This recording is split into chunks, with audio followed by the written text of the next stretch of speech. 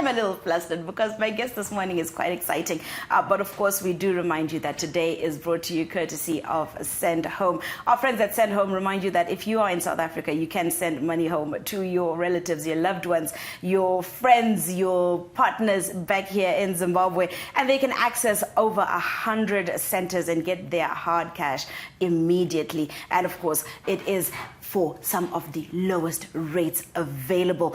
Now, don't forget, of course, that if you have to download the app, you have to download the application so you can get access to all these services as well. And, you know, just be able to keep track of what's happening around you. That is courtesy of our friends at Send Home. Now, my guest this morning is the nation's favorite. I can say that comfortably and confidently. Her name is Gemma, and I don't want to preempt her too much. So good morning, Gemma. Good morning. How are you? I'm good. How are you doing? I'm good. I like this. Thank you. Your House of Stone, girl. Yes, it looked familiar. We sat down with Benai a few weeks back. That definitely looks like one of her pieces.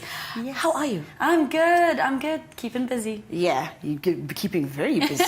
Very busy. But before we get to how busy you've been over the last couple of weeks, how are you enjoying the entertainment industry?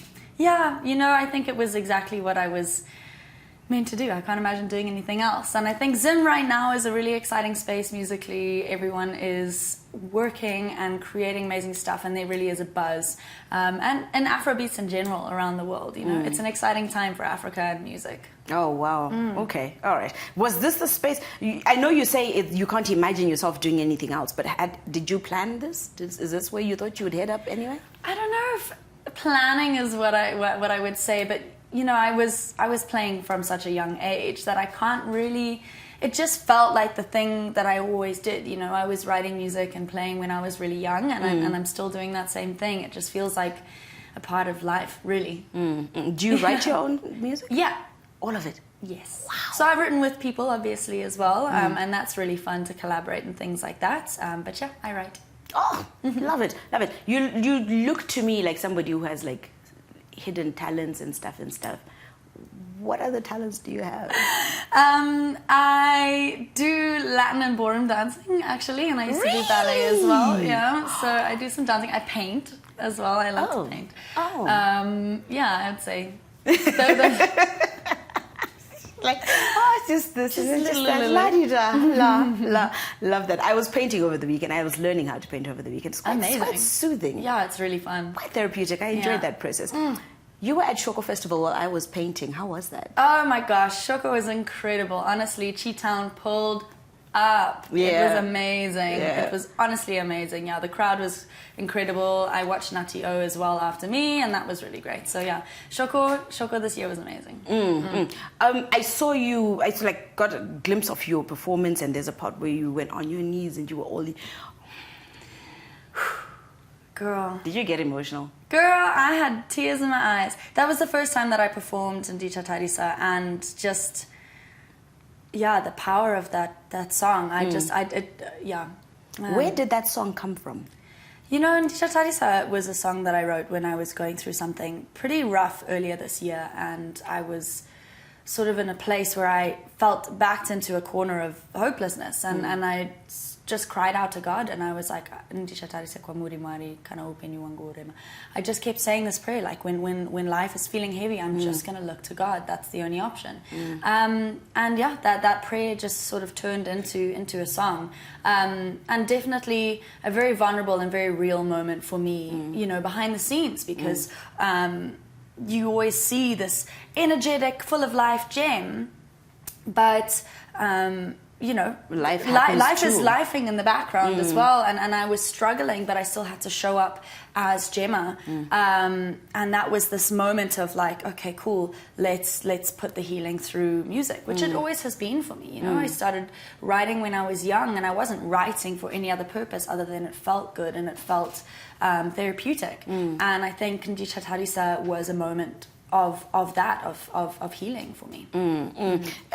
You know, for me, it's very profound that you mentioned this, because a lot of people are afraid to acknowledge that, look, certain pieces of beauty have come from certain areas of darkness. Where are you now in terms of that space? Yeah, I think definitely this song has been a big part of my journey in healing, and just the idea of lifting my eyes and looking to God in all of it. And I think I'm definitely seeing now the presence that He has had in this healing journey. But yeah, I think it feels like the start of a new year for me this month. Yeah.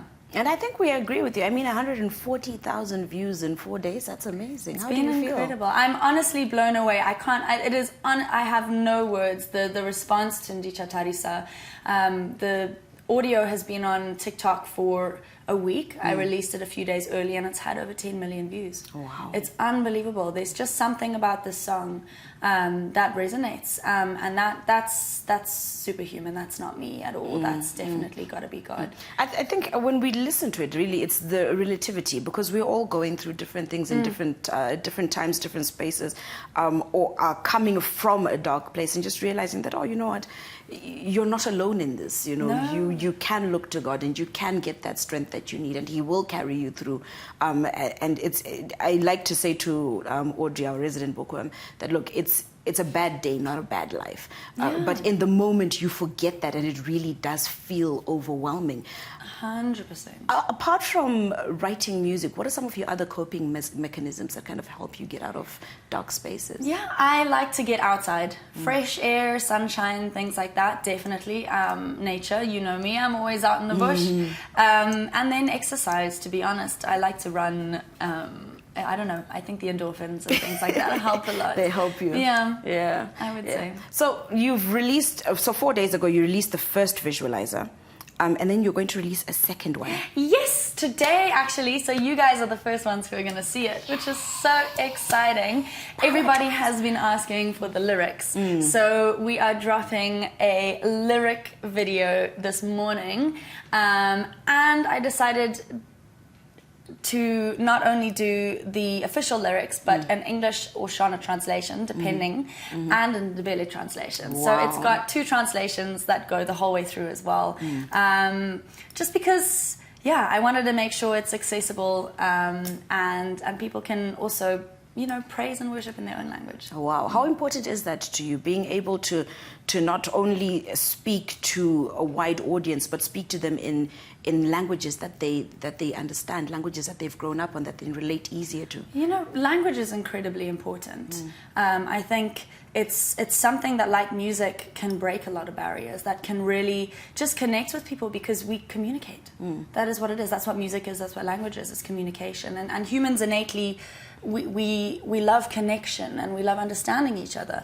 And I mean, when I write stuff in Shona sometimes and people ask for a translation, I'm like, but it doesn't hit the same, you know? There's something about when you write something poetically in a specific language that it really hits.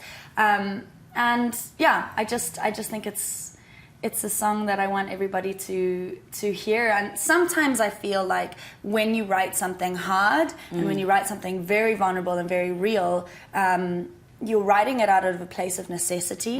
And who's to say you're the only person who needs to hear that? Right, Yeah. right. So Gemma, today you release the lyric visualizer.